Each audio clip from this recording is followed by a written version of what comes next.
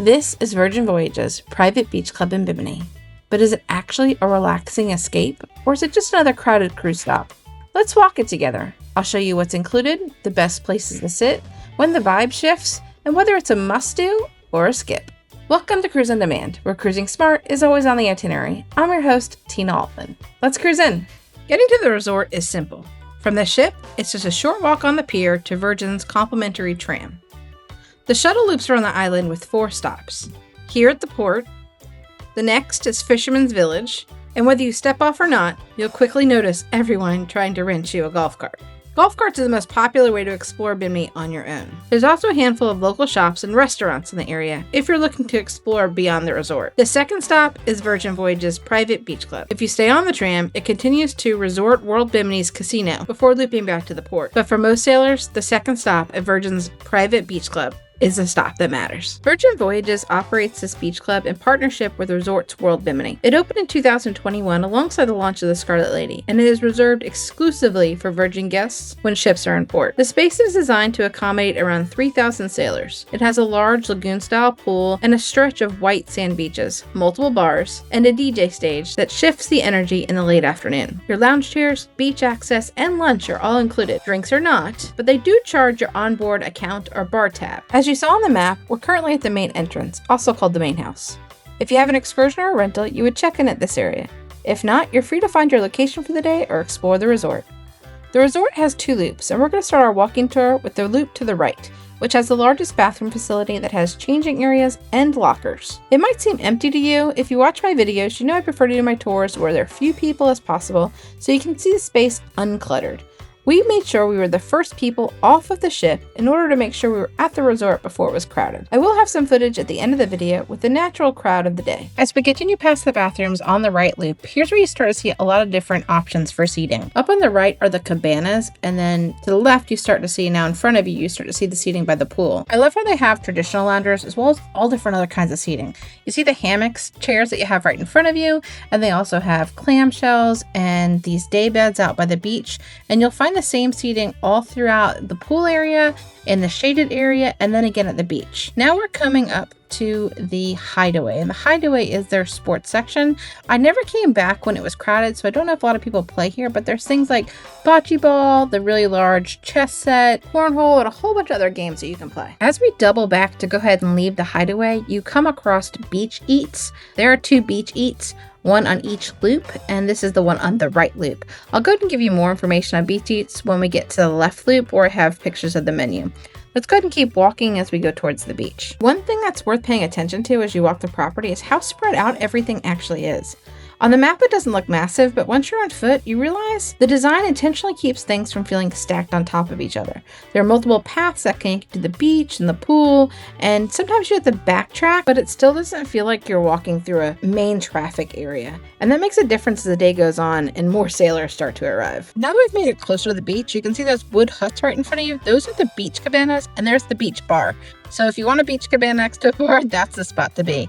But a really exclusive space is that thing right in front of you, that trailer. That's the Mermaid Hideaway Cabana. It wasn't a big deal on the day we were there, but if you're ever there on a hot day, that is an air-conditioned trailer cabana that you can rent out special. Now, something like that is a little rich for my blood, but I'd love to know in the comments below if you have stayed in a place like that on a beach resort. We've made it to the outermost point of the right loop.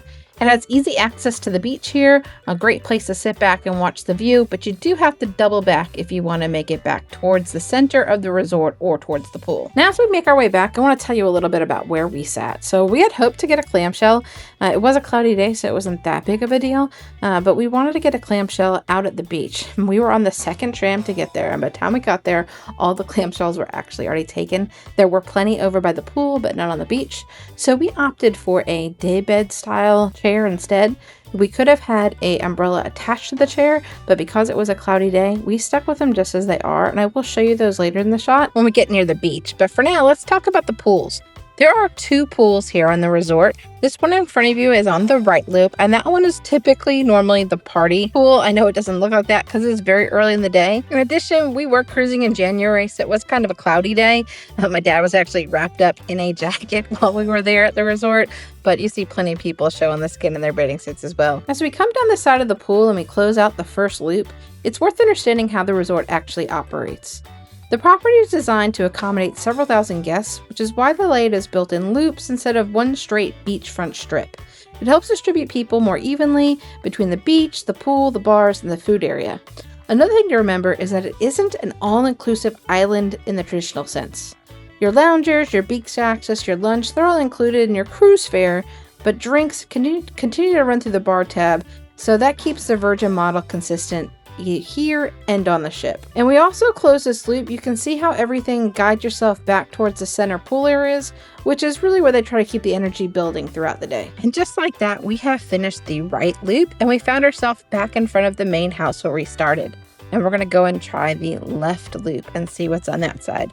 One thing I love about the Bimini Beach Resort is all of the greenery that you see. I'd love to know in the comments below, somebody was here in the very beginning, was all this greenery here when they built it?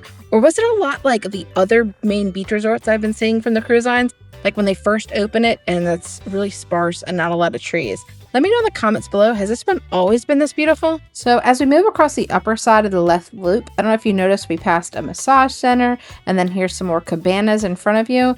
So these are upgrade experiences that you can book at an additional cost as soon as you book or 45 days in advance from when you book, all the way up to when you get off the ship. But a lot of times, depending on how full the ship is, those could already be completely booked up. And now the cabanas do offer a more controlled environment during the day, like they give you shade and seating and definitely a little secluded from the rest of the traffic, which can make a big difference if the ship is at full capacity. Now we've been to the second beach eats, the one on the left loop.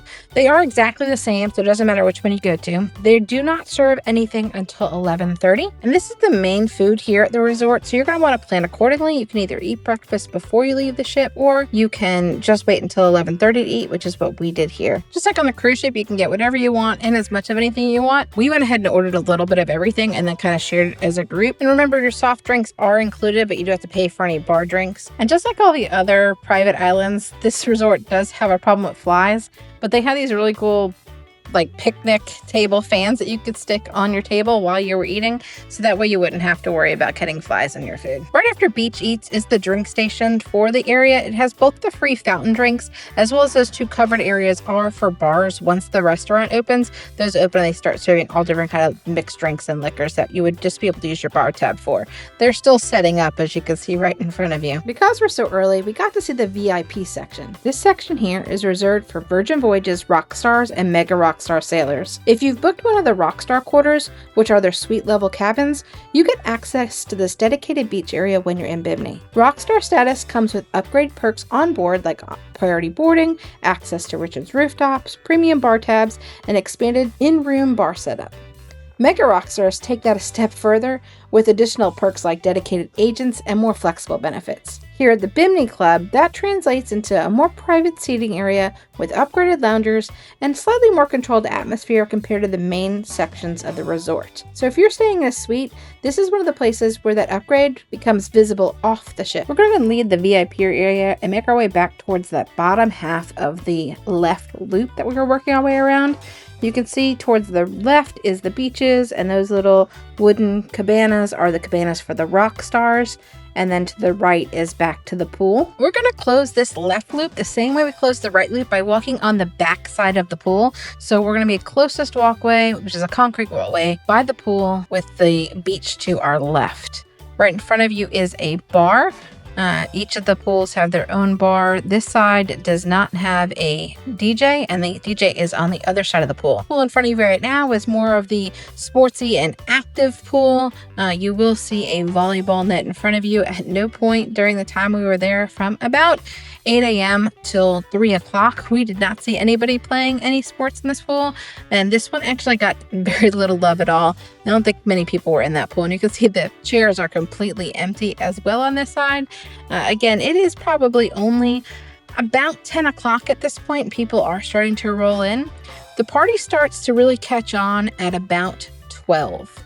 So we've finished making our way around this pool, and we're going to go ahead and walk down the beach. As we close out this walking tour, I'll give you my honest take. This was one of our favorite days on the entire cruise. If you're looking for a true beach day that still feels organized and intentional, this resort is one of my personal favorites right now. Over the past few months, we visited Disney's Lookout Key at Lighthouse Point, Celebration Key, and Paradise Beach in Cozumel. And this one is absolutely a contender for the best spot. What sets it apart for me is its balance. The layout makes sense, there's enough seating so you're not fighting for space, the food is included and easy to access, and the energy is adjustable. You can make it a quiet beach morning or a full afternoon party depending on what you want. It doesn't feel overwhelming the way some large private destinations still can, but it also doesn't feel sleepy. It hits the middle ground, and that works really well for adults who just want options. I also appreciate that it's simple. You're not navigating a massive water park or trying to figure out which zones, where to go, which ones are upgrades, just to have a good day. You grab a chair, you grab lunch, and you decide how much energy you want, and that's it. We will be visiting Perfect Day at Coco Cay in a few months, so if you want to see how this compares to that experience, make sure you subscribe. But as of right now, this one is absolutely in a conversation for the best beach spot. And before I let you go, as I promised, I'm going to let you know exactly when the party vibes start.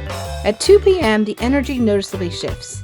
The happening cast shows up with a DJ, and floats start flying into the pool. The whole vibe turns from relaxing beach day to full-on afternoon party. Even on our cloudy day, that's when people started getting into the water and the volume picks up. Many people decide to make their stop at Bimini a two-part day. They will come out early in the morning and enjoy the beach vibes, go back to the ship for lunch, take a quick nap, and then come back to the resort for the afternoon party. If this is something you're interested in, just make sure to plan your day and you'll have a two-part series to your day at Bimini. Thank you so much for watching today's video. If you want more information on our Virgin Voyage experience, I've got a playlist right here that covers everything from cabins to walkthroughs. And if you'd rather let YouTube take the wheel, click on the video they suggest. They chose it because they think you'll enjoy it. Here at Cruise On Demand, I help you cruise smarter. If you found this helpful, consider subscribing. Until next time, keep on cruising.